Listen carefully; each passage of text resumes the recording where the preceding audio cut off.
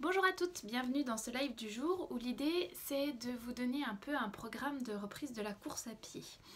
Donc vous avez passé tous les tests du périnée, tous les tests pour le corps en entier, tous les tests pour savoir si votre périnée arrive à s'engager automatiquement, donc nos 3 vidéos précédentes.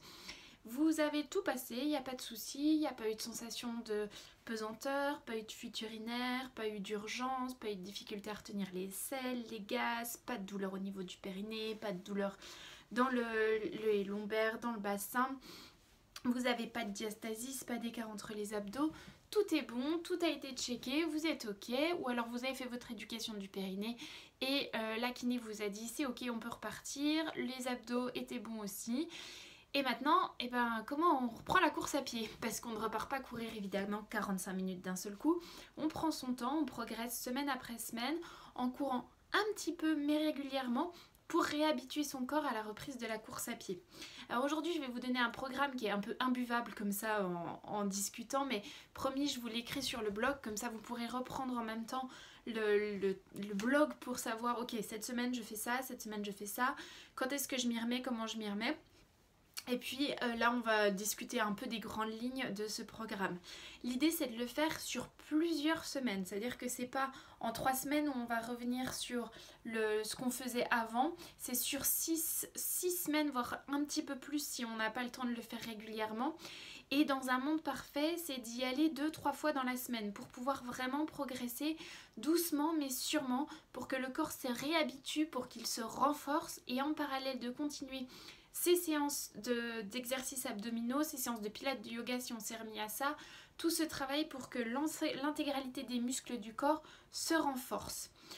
Pareil, dans un monde parfait, c'est je reprends la course à pied mais je continue une autre activité cardiaque sans impact. Donc un peu de vélo elliptique, des exercices un peu plus intenses en yoga par exemple, ou alors sur des exercices de gym classique, de gym au sol mais un petit peu plus intense. Voilà, l'idée c'est de reprendre doucement mais sûrement et que tout le corps se renforce. Donc qu'est-ce qu'on fait? La première semaine, on essaie d'y aller 3 fois. Et on va toujours, ça c'est valable en permanence, commencer par 5 minutes de marche pour s'échauffer. On fait une marche qui est de plus en plus rapide. La première minute, on y va tranquillement. Puis ensuite, on accélère. Jusqu'à finir par 1 minute de course à pied. On fait 1 minute de course à pied. On finit de courir, on essaie de contracter son périnée. Ça, c'est toujours valable aussi. Je finis, je contracte mon périnée. J'arrive à le sentir. Super. Je marche un petit coup, de nouveau, pendant 1 minute 30 à peu près. Si à la fin de la marche, j'essaie de recontracter mon périnée, ça tient toujours. Je repars de nouveau courir sur 1 minute. Pareil, je finis, j'essaie de serrer mon périnée. Je le sens toujours. Génial. Je remarche 1 minute 30, puis je refais 1 minute de footing. Donc en gros, la première semaine, tous nos footings, on fait 1 minute de footing, enfin 5 minutes de marche, 1 minute de footing, 1 minute 30 de marche, 1 minute de footing, 1 minute 30 de marche, 1 minute de footing, 1 minute 30 de marche. Ça, et donc en gros on court 3 fois 1 minute, si vous voulez, entrecoupé de marche. Et il faut toujours qu'on puisse sentir son périnée. S'il y a un moment, n'importe lequel, vous ne sentez pas votre périnée, on arrête, on marche pendant un petit moment, on arrête, enfin on se repose, on ne court pas. Et si on ressent son périnée, on peut réessayer de courir, mais si on n'arrive plus à le contracter, c'est que c'était trop. Donc même si ça a fait que 2 minutes de course, ben tant pis, on essaiera le footing prochain d'en faire un petit peu plus, peu importe, on n'est pas pressé, il faut prendre son temps et on le fait petit à petit. Ça c'est donc notre première semaine, 1 minute de footing, 1 minute 30 de marche, 3 fois, en commençant toujours par 5 minutes. La semaine suivante, si tout ça s'est bien passé, si le périnée arrive à se contracter, et ben on augmente un petit peu. Au lieu de faire 1 minute de footing, on fait 1 minute 30 de footing. Donc on fait 1 minute 30 de footing, 2 minutes de marche, 1 minute 30 de footing, 2 minutes de marche, 1 minute 30 de footing, 2 minutes de marche. Et ça, en ayant commencé par 5 minutes de marche, toujours pareil pour s'échauffer, donc 5 minutes de marche, 1 minute 30 de footing, 2 minutes de marche, 1 minute 30 de footing, 2 minutes de marche, 1 minute 30 de footing, 2 minutes de marche. Et après on peut encore marcher plus longtemps hein, si on a envie de sortir prendre l'air. La fin c'est minimum 2 minutes de marche pour récupérer, mais on peut augmenter. Et c'est toujours le même principe. Après la course à pied, pendant la marche, j'essaie de contracter mon périnée. Si je peux le contracter, super, je continue. Si j'arrive plus à le contracter, si ça veut plus venir, on laisse tout aller, on continue à marcher, on arrête de courir. Ça c'est la semaine numéro 2. Semaine numéro 3, on augmente un petit peu la difficulté. Alors au départ on augmentait le temps de course, là sur les 2 premières semaines. Semaine numéro 3 on reste sur 1 minute 30 de footing, mais on ne fait plus qu'1 minute 30 de marche au milieu. Donc ça fait 1 minute 30 de footing, 1 minute 30, enfin toujours nos 5 minutes de marche, pardon, 5 minutes de marche, 1 minute 30 de footing, 1 minute 30 de marche, 1 minute 30 de footing, 1 minute 30 de marche, 1 minute 30 de footing, 1 minute 30 de marche, et ainsi de suite, ok? Ça c'est vraiment valable en permanence. Enfin, c'est en permanence. C'est pas en permanence. Le permanence, c'est la contraction du périnée, pardon. Il faut toujours pouvoir contracter son périnée sur la minute 30 de footing, la minute 30 de marche. Après la minute 30 de footing, pendant la minute 30 de marche, je dois pouvoir être capable de contracter mon périnée. Et 3e semaine, on finit par... Donc on a fait 1 minute 30 de footing, 1 minute 30 de marche, 1 minute 30 de footing, 1 minute 30 de marche. On essaye de courir 3 minutes à la fin. Une fois qu'on est bien échauffé, si le périnée tenait... évidemment, et si on se sent en forme, on essaie de finir avec 3 minutes.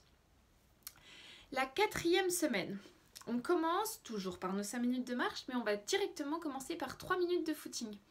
Ensuite 1 minute 30 de marche, puis on va faire 5 minutes de footing, là on commence à augmenter à partir de la 4e semaine, on augmente un petit peu plus, hein.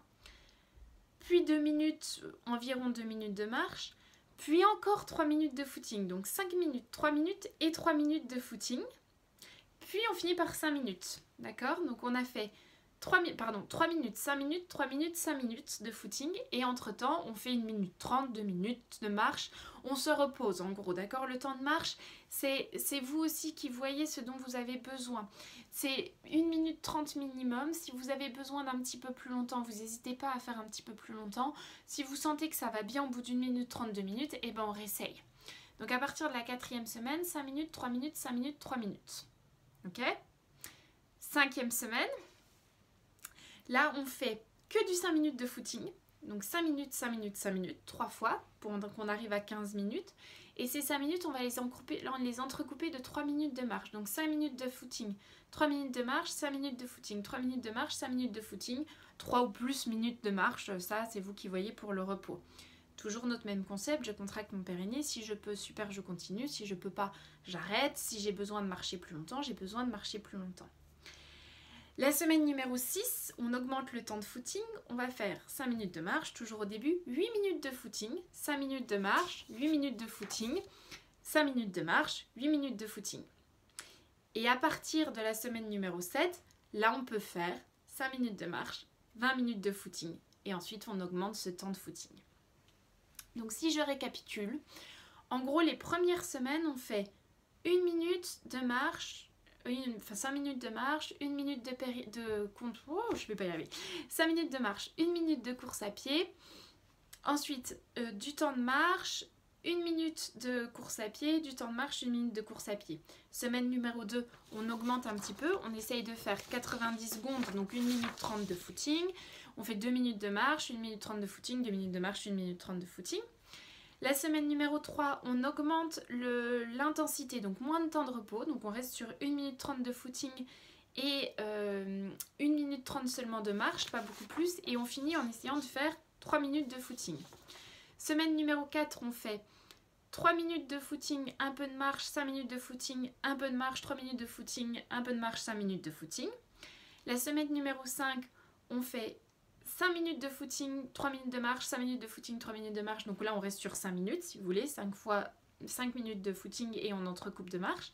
La semaine numéro 6, on fait 8 minutes de footing, 5 minutes de marche, 8 minutes de footing, 5 minutes de marche. Et la semaine numéro 7, on commence à marcher au début comme d'habitude et on fait 20 minutes de footing. Promis, ça je vous l'écris, je vous fais un petit article de blog pour que vous vous souveniez de comment reprendre cette course à pied.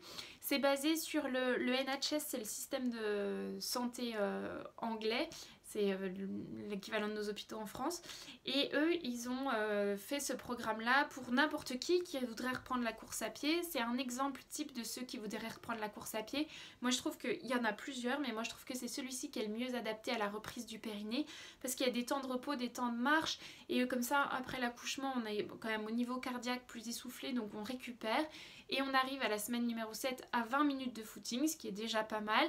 Et puis ensuite on augmente en essayant de faire 25, puis 30, puis 35, puis 40 et ainsi de suite en fonction de ce qui est possible au niveau du périnée et de ce qui est possible au niveau cardiaque. Parce que c'est une chose de pouvoir toujours contracter son périnée, mais quand on n'en peut plus, et ben le cardiaque, le périnée il va pas se contracter si on n'a plus d'air, hein, d'accord? Donc il faut toujours arriver à avoir les deux. Au départ, au moins pendant les 3-4 premières semaines, quand vous courez, je veux que vous puissiez parler. C'est comme pendant la grossesse, il faut que vous soyez toujours capable d'entretenir une conversation, c'est-à-dire qu'on n'est pas trop élevé. Après, vous pouvez augmenter un peu le rythme et devenir un peu plus essoufflé, mais sur les 3-4 premières semaines, on doit toujours être capable de parler. Voilà, j'espère que ça vous a un peu aidé à voir comment vous pouviez reprendre la course à pied. Ce que vous pouvez comprendre de tout ça, c'est qu'au départ, clairement, on ne reprend pas sur nos 45 minutes de footing. On reprend sur du fractionné, on court, on marche, on court, on marche pour pouvoir laisser le temps au corps de récupérer, au périnée de récupérer. Et petit à petit, on essaie d'augmenter le temps de footing, on diminue le temps de marche entre chaque pour arriver jusqu'à avoir fait 24 minutes 8, 8, 8 et pouvoir faire 20 minutes de footing d'une traite. N'hésitez pas si vous avez des questions, si vous avez essayé ce programme-là, qu'il s'est passé quelque chose, vous pouvez le mettre dans les commentaires. Je serais ravie de voir avec vous un peu comment on peut ajuster. Et puis, bonne course à pied, essayez bien. Pensez toujours à nos vidéos de conseils aussi, les nouvelles chaussures, les sports adaptés, si vous allaitez, tout ça, la poussette. Reprenez cette vidéo de conseils, c'est super important de ne pas courir.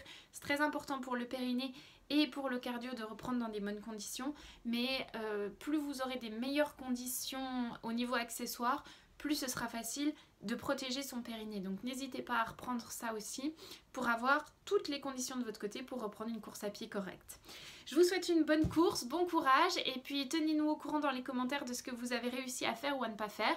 C'est toujours bon à savoir et puis ça permettra de comparer un peu aussi entre toutes et d'ajuster éventuellement ce programme qui est le programme que moi je donne assez régulièrement aux femmes qui veulent reprendre de la course à pied, mais chaque femme est différente, donc il faut l'ajuster à soi. N'hésitez pas à commenter, on pourra ajuster dans les commentaires. Passez une super journée et on se retrouve très vite. Bye bye!